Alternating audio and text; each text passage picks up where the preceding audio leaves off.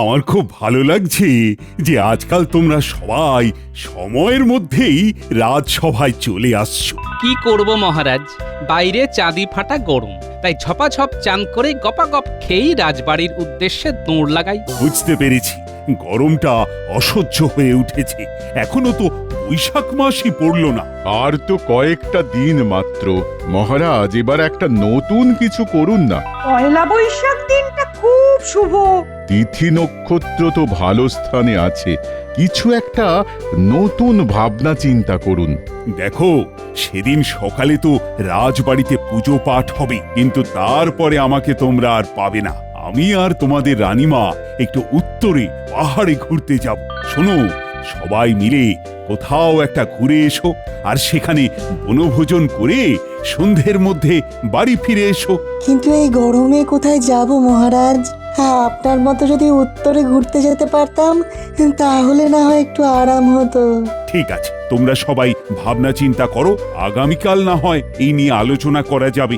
বেশ বেশ, ঠিক আছে মহারাজ।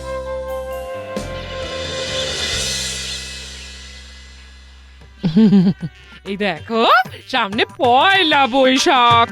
এবার কিন্তু আমার একটা জামদানি শাড়ি চাই চাই। দু পয়সা আমদানি করতে টাক ফেটে যাচ্ছে, আর তুমি জামদানি জামদানি করছো। হ্যাঁ, ও সব কথা শুনবো না, পুজোর সময় থেকে ঘোরাচ্ছ। আর না, এবার জামদানি চাই চাই চাই চাই। উফ, এতটুকু শান্তি নেই।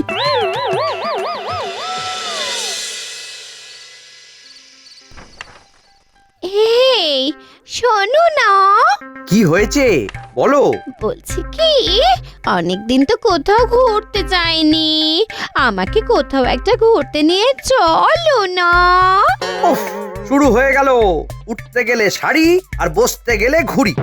সারাদিন বায়না আর যখন তখন গয়না, আর সয় না। দেখো, তুমি যদি আমাকে ঘুরতে নিয়ে না যাও তাহলে আমি একাই বেরিয়ে পড়বো, আর ফিরবো না, এ বলে দিলাম। আরে একটু সবুর করতে শেখো, আগে ভাতাটা তো পাই, তারপর ভেবে দেখবো।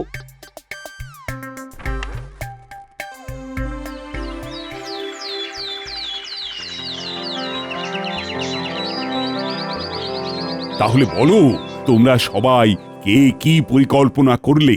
দেখুন মহারাজ, আমার মাথায় একটা দুর্দান্ত বুদ্ধি মাথাচাড়া দিয়ে উঠেছে। কি বুদ্ধি বলো গোপাল? দেখুন মহারাজ, আমরা তো শীতকালে বনভোজন করি, এবার হোক গরমকালে বনভোজন। বাহ বাবা বাবা, গোপালের আমি শুধু নিন্দা বন্ধ করি, কিন্তু গোপালের এবারের প্রস্তাবটা বেশ, আমার মনে ধরেছে। হ্যাঁ মহারাজ, অনেকদিন ভালো মন্দ খাওয়া দাওয়া হয়নি, গিন্নি বায়না বায়না করে কদিন ধরে ভালো মতো কিছুই রান্না করছে না মহারাজ।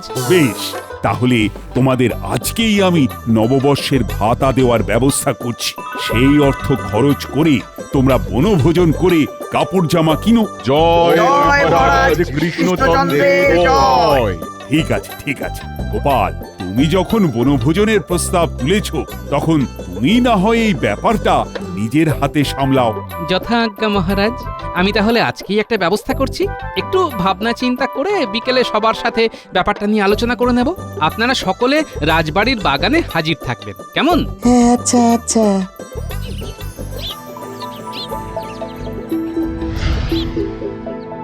উফ, মন্ত্রীমশাই, কতদিন পরে আপনার বাড়িতে পাত পেড়ে খাচ্ছি। এই গরমের মধ্যে আমের চাটনিটা কিন্তু জমে গেছে। আজকাল তো আর ডাকেন না আমাদের, বড্ড কিপটে হয়ে গেছেন।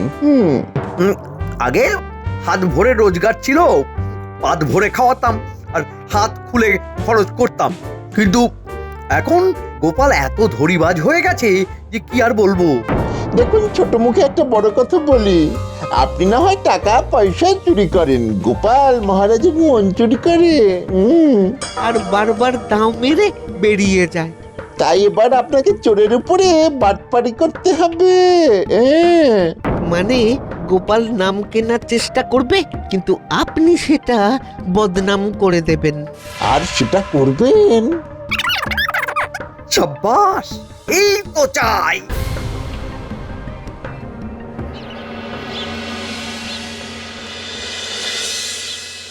তোমরা আলোচনা শুরু করার আগে তোমাদের মনে একটু আনন্দ দিই।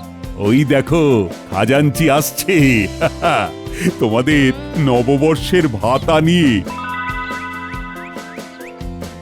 বেশ আনন্দম। খাজাঞ্চি, সবাইকে হাতে হাতে তাদের প্রাপ্ত অর্থের বটুয়া দিয়ে দাও। এই তো দিচ্ছি মহারাজ। মহারাজ খরচের ব্যাপারটা দেখে নিলেন, আমি গরমের ব্যাপারটা দেখলাম। কিভাবে? এই গরমের মধ্যে তুমি কি ঝড় নিয়ে এলে নাকি? না, ঝড় না, তবে মৃদুমন্দ বাতাস বইছে দেখুন। সেই জন্যই তো এই আলোচনাটা রাজবাড়ির বাগানে করার সিদ্ধান্ত নিয়েছি। ভালো করেছো, অনেক আলাপ প্রলাপ সংলাপ হয়েছে, এবার আসল কথাটা শুরু করো তো গোপাল। আচ্ছা, নববর্ষে বনভোজনের জন্য আমি 30 মোহর ধার্য করেছি। প্রত্যেককে নববর্ষের দিন সকালবেলা রাজবাড়ির সামনে হাজির থাকতে হবে। হ্যাঁ হ্যাঁ, সে তো আমরা থাকবই। রাজবাড়ির পুজো দেখে তারপরে রওনা দেব। তারপর বেলায় আমরা দক্ষিণ দিঘির পাড়ে যে সুবিশাল আমবাগান আছে সেখানে বনভোজন করব। আমরা যাব কিভাবে? গরুর গাড়ি করে। শুধু আমরা সভাসদেরা নয়, অনেক গ্রামবাসীও যাবে। আগের দিন সব মালপত্র, রান্নার জিনিসপত্র জায়গায় পৌঁছে যাবে। বাহ, কি কি খাওয়া হবে? ওই তো ওই বাসমতি চালের ভাত, কাতলা মাছের মাথা দিয়ে মুগ ডাল, ইলিশ ভাপা, আমের চাটনি, পাঁপড়, দই আর রসগোল্লা।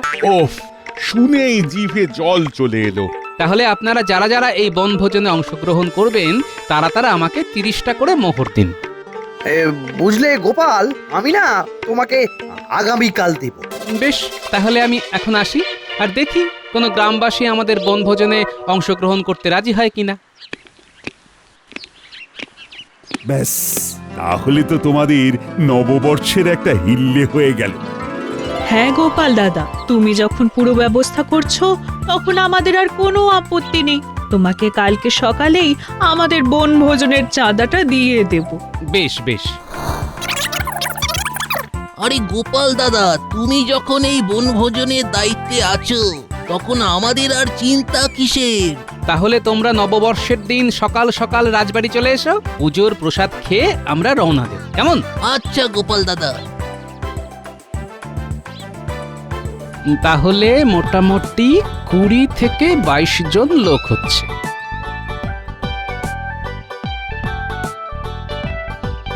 বলা, নববর্ষের দিন সকালবেলায় কয়েকশো রসগোল্লা আর দই লাগবে, বুঝলি? আমরা বেশ কিছু গ্রামবাসী আর মহারাজ বাদে সব সভাসদেরা মিলে বনভোজন করতে যাব। ও, এবারে সিদ্ধিদাতা আমার দিকে মুখ তুলে চেয়েছেন। কিরকম?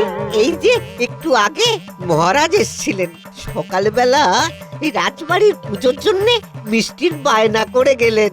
তারপরে আমি এলাম, তার মানে শুধু সিদ্ধিদাতা নয়, ধন সম্পদের দেবীও তোমাকে আশীর্বাদ দিচ্ছেন, সেটা বলো। হ্যাঁ হ্যাঁ হ্যাঁ, ঠিকই বলেছ। কিছু অগ্রিম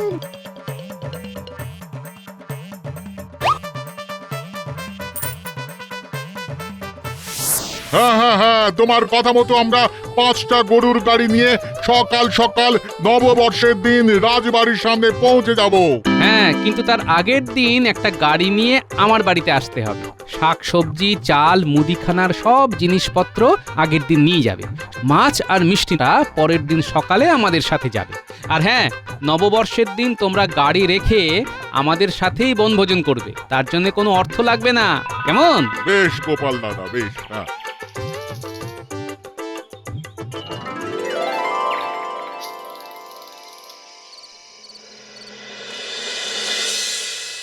বুঝলি তো বটা ঘটা, গোপাল সবাইকেই রাজি করিয়ে নিয়েছে।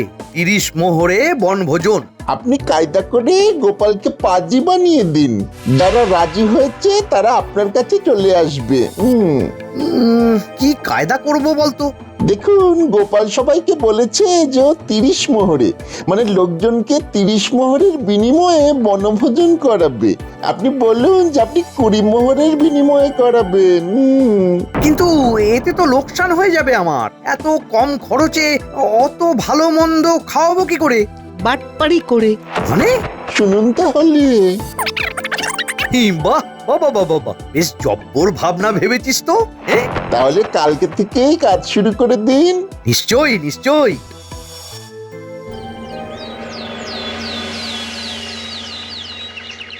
তারপরে বলো গোপাল, বনভোজনের কি ব্যবস্থা হলো? মহারাজ, সব ব্যবস্থা হয়ে গেছে। সমস্ত বাজারে দোকানে দোকানে আমি বলে দিয়েছি, নগদ অগ্রিম দিয়ে এসেছি। ব্যাস, তাহলে তো আর কোনো চিন্তাই নেই। সবাই গোপালকে 30 মোহর করে দিয়েছো তো? মহারাজ, আমি দিইনি, কারণ আমি গোপালের সাথে যাব না বনভোজনে। সে কি মন্ত্রী মশাই, আপনার আপত্তি কোথায়? গোপাল, তুমি কি বনভোজনের ব্যবস্থাপনায় কোনো ত্রুটি রেখেছো? না তো মহারাজ, সব ব্যবস্থাই ঠিক আছে।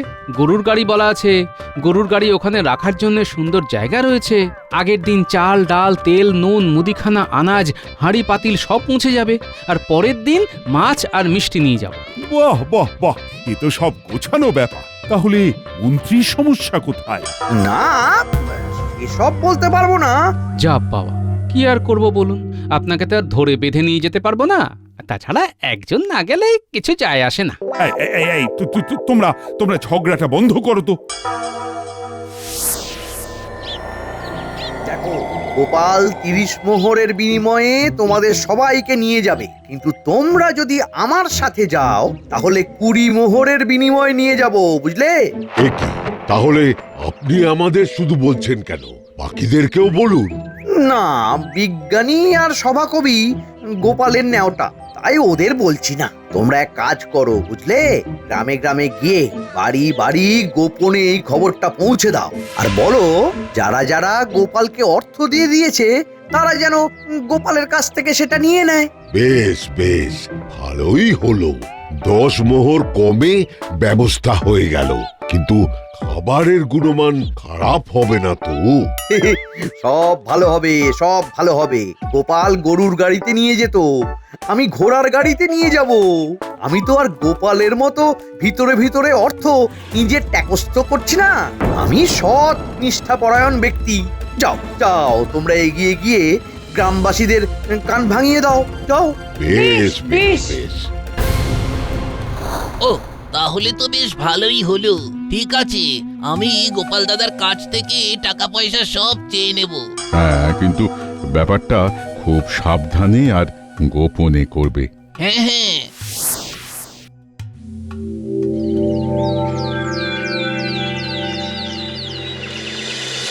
না না গোপাল দাদা, আমাদের টাকা ফেরত দিতেই হবে।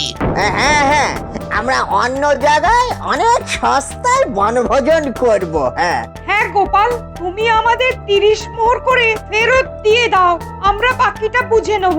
এ কি করে সম্ভব? আমি তো সব দোকানে অগ্রিম দিয়ে এসেছি।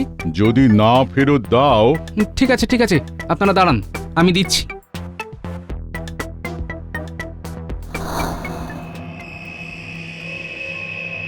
অনেক লোকজন তো চলেই গেল, এবার কি হবে? আমার মনে হচ্ছে এ সব কিছু মন্ত্রী মশাইয়ের চক্রান্ত। যাই হোক, কাল বাদে পরশু নববর্ষ, যে কজন আছে তাদের নিয়েই আমরা বনভোজন করব।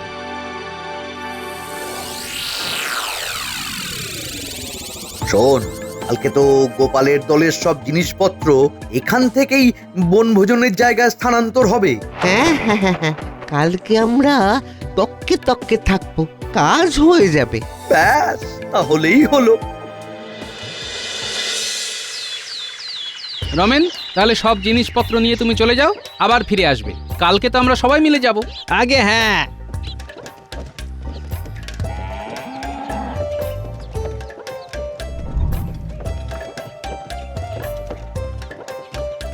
গারোয়ান ভাই, গারোয়ান ভাই, দাঁড়াও দাঁড়াও। কি হলো বাটা? আর বললো না, একটা লোক খুব অসুস্থ, ওকে একটু ধরে পাশের দাতব্য চিকিৎসালয়ে নিয়ে যেতে হবে। তুমি একটু সাহায্য করো ভাই। আরে আমার মেলা কাজ, অনেক দূর এই জিনিসপত্র নিয়ে যেতে হবে বুঝলে। বেশ, মানবিকতা আর নেই, বুঝেছি। তোমার যদি বিপদ হতো। ওহো, কি মুশকিল। আচ্ছা ঠিক আছে চলো। নেমে এসো, আর আমার সাথে এদিকে এসো। গরুর গাড়ি ওই রাস্তায় ঢুকবে না। কি আর করা যাবে, চলো। এবার হবে অদল বদল পালা।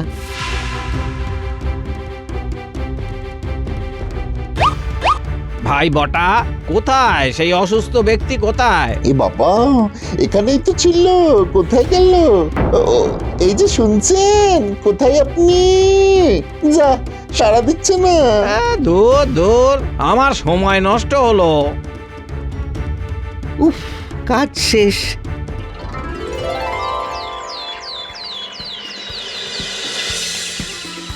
সবাইকে শুভ নববর্ষের শুভেচ্ছা জানাই। শুভ নববর্ষ মহারাজ। ভালোভাবে সবাই বনভোজন করো, আর আমিও পাহাড়ে ঠান্ডায় ঘুরে আসি। সবাই একসাথে বনভোজন হবে না মহারাজ, দল ভাগ হয়ে গেছে। 20 মোহরে কেউ এক মহান ব্যক্তি অনেককে আলাদা করে নিয়ে যাচ্ছেন। সেই মহান ব্যক্তি আমি। সবার জন্য ঘোড়ার গাড়ির ব্যবস্থা করেছি, আর একই জায়গায় বনভোজন করব। আমি গোপালকে দেখিয়ে দেব যে আমি কত বড় দায়িত্ববান। তোমরা যা ভালো বোঝো করো না, আমি তোমাদের এই সাপে নেউলে ঝগড়ায় নেই। তাহলে আর দেরি কেন? আমার দলের লোকেরা একে একে ঘোড়ার গাড়িতে উঠে পড়ুন। গোপাল, আমাদেরকে যদি ওই 20 মোহরে বনভোজনের লোভ দেখাতো, আমি কিন্তু যেতাম না। আর আমরা দাদুর সেনাবাহিনী, দাদু যেখানে আমরা সেখানে। পাকা পাকা কথা না বলে চল।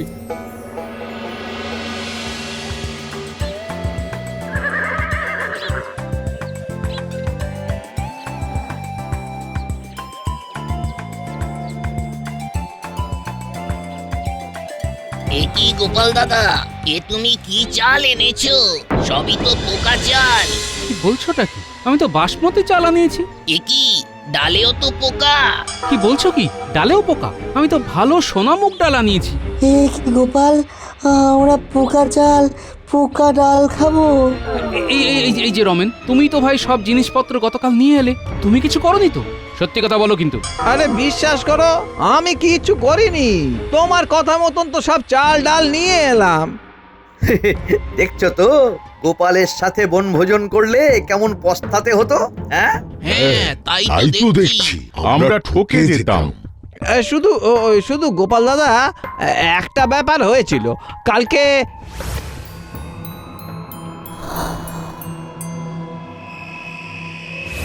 আচ্ছা, এই ব্যাপার।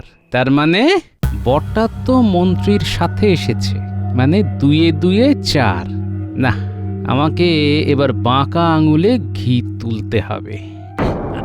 আমি খুবই দুঃখিত। আমি এক্ষুনি কাছাকাছি কোনো ভালো দোকান থেকে চাল ডাল আনার ব্যবস্থা করছি। ভাই রাধুনি, তুমি বরং মাছটা আগে বানিয়ে নাও। আচ্ছা।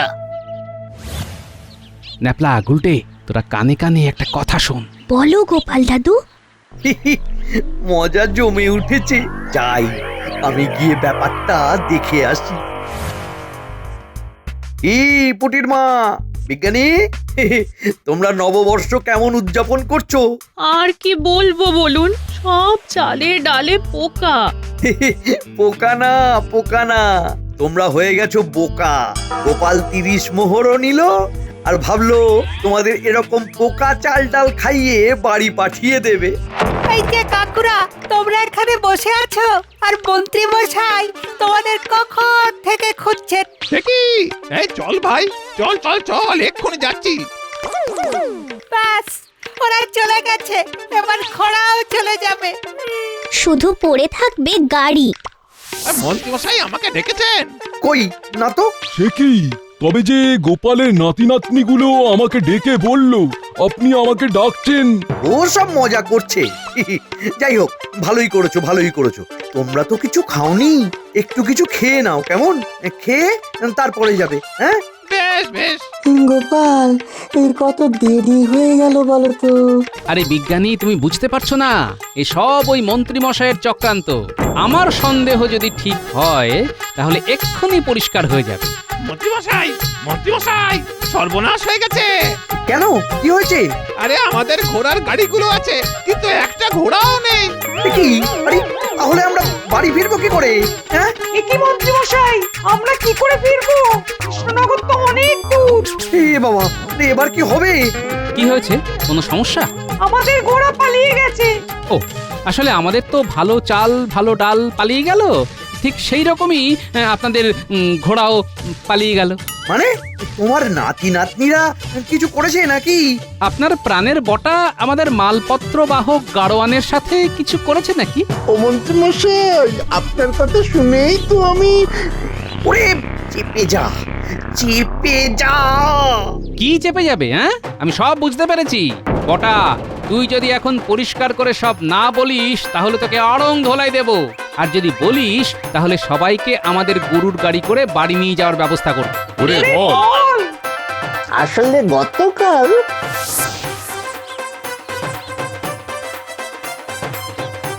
ছি, ছি, ছি, ছি, ছি, মন্ত্রী ছি মশাই। ছি মন্ত্রী মশাই। আপনি এত নীচ মানসিকতা। আমরা 10 মোহর কমের জন্য আপনার দলে এলাম আর আপনি এটা করলেন? আমি সবাইকে গাড়ি করে নিয়ে যাব, শুধু মন্ত্রীকে নয়। হ্যাঁ নয়, হ্যাঁ। আর এটাই আপনার নববর্ষের উপহার।